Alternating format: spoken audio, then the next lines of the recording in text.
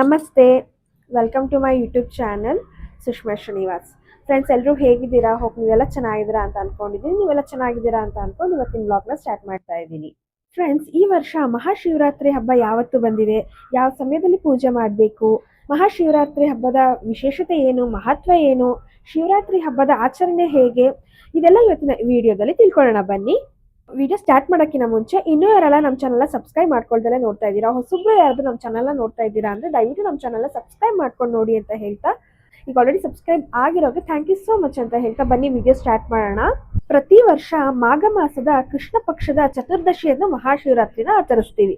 ಈ ವರ್ಷ ಫೆಬ್ರವರಿ 15ನೇ ತಾರೀಕು ಮಹಾಶಿವರಾತ್ರಿ ಹಬ್ಬ ಬಂದಿದೆ. ಮಹಾಶಿವರಾತ್ರಿ ಹಬ್ಬದಂದು ಚತುರ್ದಶಿ ತಿಥಿ ಆರಂಭ ಆಗೋದು ಫೆಬ್ರವರಿ 15ನೇ ತಾರೀಕು ಸಂಜೆ 5:04 ಚತುರ್ದಶಿ ತಿಥಿ ಅಂತ್ಯ ಆಗೋದು ಫೆಬ್ರವರಿ 16ನೇ ತಾರೀಕು ಅಂದ್ರೆ ಮಾರನೇ ದಿನ ಸಂಜೆ 5:34 ಚತುರ್ದಶಿ ತಿಥಿ ಅನ್ನೋದು ಅಂತ್ಯವಾಗುತ್ತದೆ. ಶಿವನ ಪೂಜೆಗೆ ಅತ್ಯಂತ ಪ್ರಶಸ್ತವಾದ ಸಮಯ ಯಾವ್ದಪ್ಪ ಅಂತ ಅಂದ್ರೆ, ಶಿವರಾತ್ರಿ ಹಬ್ಬದ ದಿವಸ ಶಿವನ ಪ್ರಥಮ ಪೂಜೆ ಮಾಡೋದಕ್ಕೆ ಒಂದು ಪ್ರಶಸ್ತವಾದ ಸಮಯ ಯಾವ್ದಪ್ಪ ಅಂತ ಅಂದ್ರೆ ಸಂಜೆ 6:11 ಇಂದ ರಾತ್ರಿ 9:23 ಒಳಗಡೆ ನೀವು ಪೂಜೆನ ಮಾಡ್ಕೋಬಹುದು.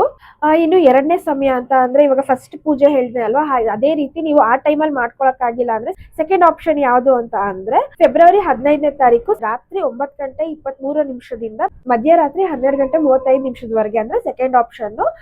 ಈ ಟೈಮಲ್ಲಿ ನೀವು ಪೂಜೆನ ಮಾಡ್ಕೋಬಹುದು. ಮಹಾಶಿವರಾತ್ರಿ ಅಂದ್ರೆ ರಾತ್ರಿ ಟೈಮ್ ನಲ್ಲೂ ಶಿವನ ಪೂಜೆ ಶಿವನ ಭಜನೆಯನ್ನು ಮಾಡ್ಕೊಂತಾರೆ. ಅದೇ ರೀತಿ ಥರ್ಡ್ ಆಪ್ಷನ್ ಹೇಳ್ತೀನಿ, ಎರಡು ಸಮಯ ಆಗಿಲ್ಲ ಅಂದ್ರೆ ಇನ್ನೊಂದು ಸಮಯ ಯಾವ್ದಪ್ಪ ಅಂತ ಅಂದ್ರೆ ಮಧ್ಯರಾತ್ರಿ ಅಂದ್ರೆ ಫೆಬ್ರವರಿ 16ನೇ ತಾರೀಕು ಮಧ್ಯರಾತ್ರಿ 12:35 ಪೂಜಾ ಸಮಯ ಸ್ಟಾರ್ಟ್ ಆಗಿ ಮುಂಜಾನೆ 3:47 ಇದೆ. ಈ ಮೂರು ಆಪ್ಷನ್ಸ್ ಇದೆ. ಇಷ್ಟರಲ್ಲಿ ನೀವು ಯಾವಾಗ ಬೇಕಾದ್ರೂ ಶಿವನ ಪೂಜೆ ಮತ್ತು ಶಿವನ ಭಜನೆನ ಮಾಡ್ಕೋಬಹುದು.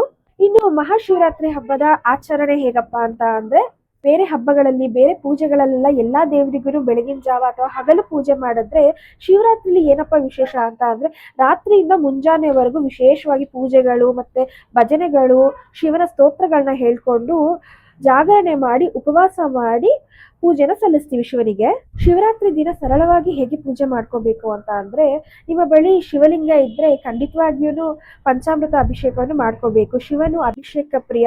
ಶಿವನಿಗೆ ನೀರಿನಿಂದ ಅಭಿಷೇಕ ಮಾಡಿ, ಹಾಗೆ ನಿಮ್ಗೆ ಸಾಧ್ಯವಾದಲ್ಲಿ ಪಂಚಾಮೃತದಿಂದನೂ ಸಹ ಅಭಿಷೇಕ ಮಾಡಿ.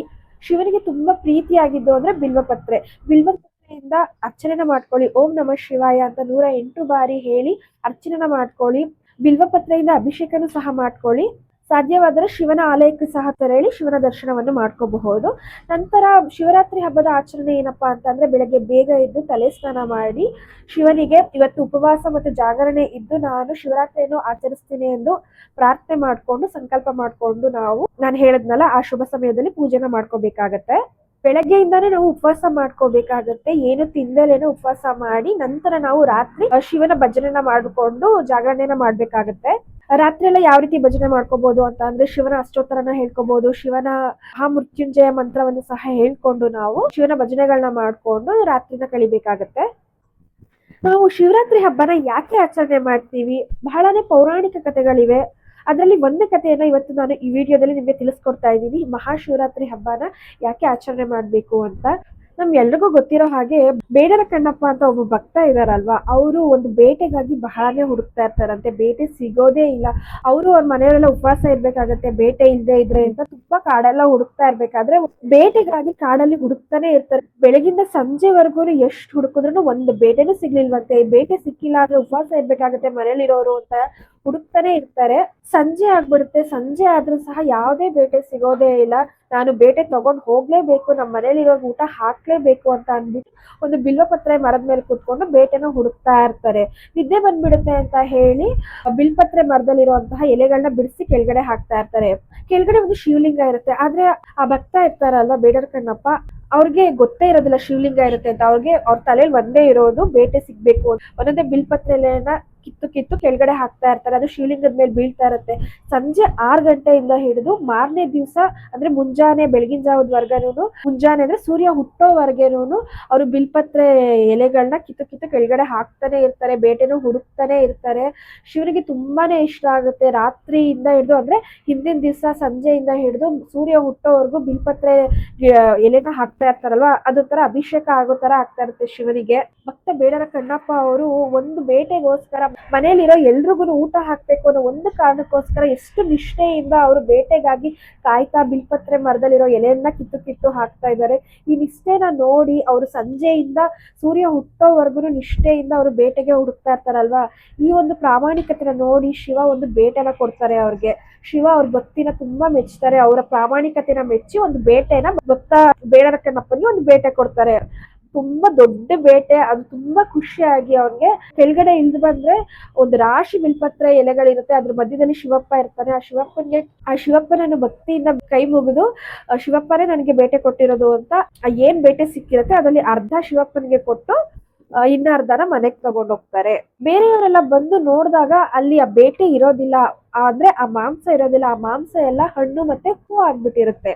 ಇದನ್ನೇ ನಾವು ಶಿವರಾತ್ರಿ ಹಬ್ಬ ಅಂತ ಈಗ್ಲೂ ಸಹ ನಾವು ಆಚರಿಸ್ತೀವಿ. ಬೇಡರ ಕಣ್ಣಪ್ಪ ಹೇಗೆ ಸಂಜೆ 6 ಗಂಟೆಯಿಂದ ಹಿಡಿದು ಮುಂಜಾನೆ ಸೂರ್ಯ ಹುಟ್ಟೋವರೆಗೂ ಯಾವುದೇ ಊಟನ ಮಾಡ್ದಲೆ ತನ್ನ ಬೇಟೆಗಾಗಿ ಕಾಯ್ದು ಬಿಲ್ಪತ್ರೆಯಿಂದ ಅಭಿಷೇಕನ ಮಾಡ್ತಾರಲ್ವಾ, ಆ ನಿಷ್ಠೆಯಿಂದ ಭಕ್ತ ಬೇಡರ ಕಣ್ಣಪ್ಪ ಹೇಗೆ ಉಪವಾಸನ ಇದ್ದು ತಿಂದಲೆ ಜಾಗರಣೆ ಮಾಡಿ ಬೇಟೆಯನ್ನ ತಗೊಂಡ್ರು, ಶಿವನ ಮನವನ್ನು ಮೆಚ್ಚಿಸಿ ಬೇಟೆಯನ್ನು ತಗೊಂಡ್ರು, ಹಾಗೇನೇನೆ ನಾವು ಉಪವಾಸ ಇದ್ದು ಶಿವನಿಗೆ ಅರ್ಚನೆ ಮತ್ತೆ ಅಭಿಷೇಕಗಳನ್ನ ಮಾಡಿ ಶಿವನ ಭಕ್ತಿಗೆ ಪಾತ್ರರಾಗಿ ಜಾಗರಣೆ ಉಪವಾಸ ಮಾಡಿ ಶಿವನ ಭಜನೆಗಳನ್ನ ಮಾಡೋದ್ರಿಂದ ನಾವ್ ಏನ್ ಕೇಳ್ಕೊಂಡ್ರು ಆ ಶಿವ ಕೊಟ್ಟೆ ಕೊಡ್ತಾನೆ ಅಂತ ಒಂದು ನಂಬಿಕೆ ಇದೆ. ಹಿಂದಿನ ಕಾಲದಿಂದಲೂ ಇದೇ ನಂಬಿಕೆ ಬಂದಿದೆ.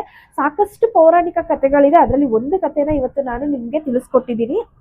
ಈಗ್ಲೂ ಅಷ್ಟೇ ನಾವು ಜಾಗರಣೆ ಉಪವಾಸ ಭಜನೆಗಳನ್ನ ಮಾಡ್ತಾ ರಾತ್ರಿ ಮತ್ತೆ ಮುಂಜಾನೆ ಸಮಯದಲ್ಲಿ ನಾವು ಈ ರೀತಿ ಭಜನೆಗಳನ್ನ ಮಾಡಿ ಶಿವನ ಒಂದು ಮೆಚ್ಚುಗೆಗೆ ಪಾತ್ರರಾಗಿ ಮಹಾಶಿವರಾತ್ರಿ ಹಬ್ಬವನ್ನ ಆಚರಿಸ್ತಾ ಇದೀವಿ ಇಂದಿಗೂ ಸಹ. ಸೊ ನೋಡಿದ್ರಲ್ವ ಫ್ರೆಂಡ್ಸ್, ನಾವು ಯಾಕೆ ಶಿವರಾತ್ರಿ ಹಬ್ಬನ ಆಚರಣೆ ಮಾಡ್ತಾ ಇದೀವಿ, ಅದರ ಹಿಂದಿನ ಕಥೆ ಏನು, ಹಾಗೆ ಈ ವರ್ಷ ಶಿವರಾತ್ರಿ ಹಬ್ಬ ಯಾವತ್ತು ಬಂದಿದೆ, ಯಾವ ಶುಭ ಸಮಯದಲ್ಲಿ ಪೂಜೆ ಮಾಡಬೇಕು, ಯಾವ ರೀತಿ ಸರಳವಾಗಿ ಮನೆಯಲ್ಲಿ ಪೂಜೆ ಮಾಡ್ಕೋಬಹುದು, ಇದೆಲ್ಲ ಇವತ್ತಿನ ಈ ವಿಡಿಯೋದಲ್ಲಿ ನಿಮ್ಗೆ ತಿಳಿಸ್ಕೊಟ್ಟಿದ್ದೀನಿ. ಇವತ್ತಿನ ಈ ವಿಡಿಯೋ ನಿಮ್ಗೆ ಎಲ್ರಿಗೂ ಇಷ್ಟ ಆಗಿದ್ದಲ್ಲಿ ವಿಡಿಯೋಗೆ ಒಂದು ಲೈಕ್ ನ ಮಾಡಿ, ಫ್ಯಾಮಿಲಿ ಫ್ರೆಂಡ್ಸ್ಗೆ ವಿಡಿಯೋನ ಶೇರ್ ಮಾಡಿ. ಇನ್ನೂ ಯಾರೆಲ್ಲ ನಮ್ಮ ಚಾನಲ್ ಸಬ್ಸ್ಕ್ರೈಬ್ ಮಾಡ್ಕೊಳ್ದಲ್ಲೇ ನೋಡ್ತಾ ಇದ್ದೀರಾ, ಹೊಸಬ್ರು ಯಾರಾದ್ರೂ ನಮ್ಮ ಚಾನಲ್ ನೋಡ್ತಾ ಇದ್ರೆ ದಯವಿಟ್ಟು ನಮ್ಮ ಚಾನಲ್ ಸಬ್ಸ್ಕ್ರೈಬ್ ಮಾಡ್ಕೊಂಡು ನೋಡಿ ಅಂತ ಹೇಳ್ತಾ ಇವತ್ತಿನ ಈ ವಿಡಿಯೋನ ಇಲ್ಲಿಗೆ ಎಂಡ್ ಮಾಡ್ತಾ ಇದ್ದೀನಿ. ಮತ್ತೊಂದು ಪೂಜಾ ಮಾಹಿತಿ ತಗೊಂಡು ನಿಮ್ಗೋಸ್ಕರ ಬರ್ತೀನಿ ಅಂತ ಹೇಳ್ತಾ ಇವತ್ತಿನ ಈ ವಿಡಿಯೋನ ಇಲ್ಲಿಗೆ ಮುಗಿಸ್ತಾ ಇದ್ದೀನಿ. ಧನ್ಯವಾದಗಳು. Thank you for watching.